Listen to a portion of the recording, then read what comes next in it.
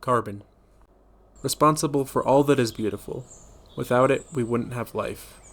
Everything in nature is a product of carbon and oxygen interacting in complex ways to produce their chemistry of life. The elk, the animals, the grass, the ecosystems, all a culmination of the incredibly sophisticated web of interconnecting proteins and polymers made possible through carbon. Carbon dioxide is necessary for plants to grow and thrive. Trees use carbon to build up their roots and grow their leaves through the impossibly intricate and unbelievably efficient process of photosynthesis. The same trees provide nourishment and water to their inhabitants, such as insects and animals. The same trees allow the forest to remain lush and hospitable, giving shade to all the creatures. The same trees we use to build our homes and light our campfires.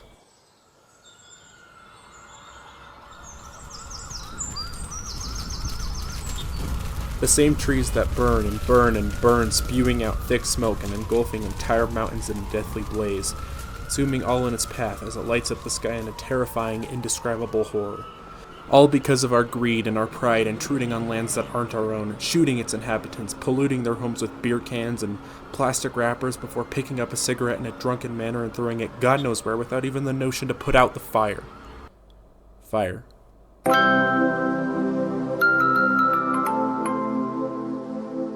The same fire that forges precious minerals and diamonds beneath the earth, which we use to make jewelry to express ourselves and show our creativity as a species.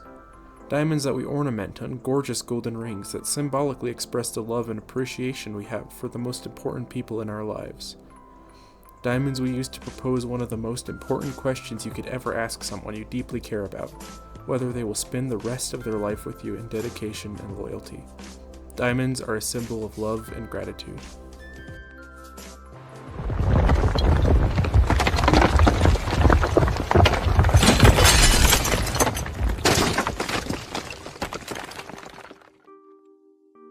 Diamonds that pollute the environment when mined, creating deafening noise for the inhabitants of nearby populations and ecosystems. Diamonds are mined using child labor in impoverished countries so rich Western elites can profit off their demise with no negative feedback because nobody cares enough to do anything about it.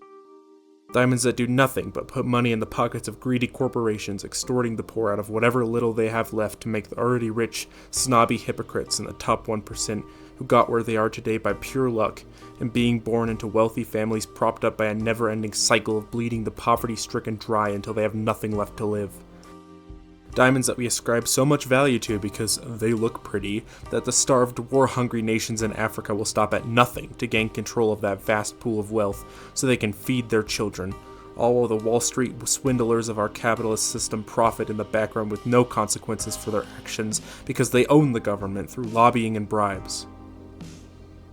Diamonds made out of carbon.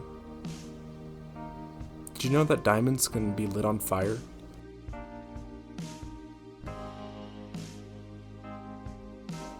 Fire. The same fire we use to heat our homes. The fire where we hang our stockings on Christmas as we sit around the tree telling stories and enjoying company, showing our appreciation through gifts. The fire that powers our electric grid is the sole reason we have the privileges today that people couldn't dream of mere centuries ago. Without it, society as we know it would collapse. The fire that combusts in our vehicles, allowing us to explore and spread ideas faster than ever before, venturing to new horizons and exploring different cultures to discover who we are and what we're meant to do. Cars, powered by carbon. Carbon that pollutes our atmosphere, killing birds and suffocating our own kind out of selfishness and denial.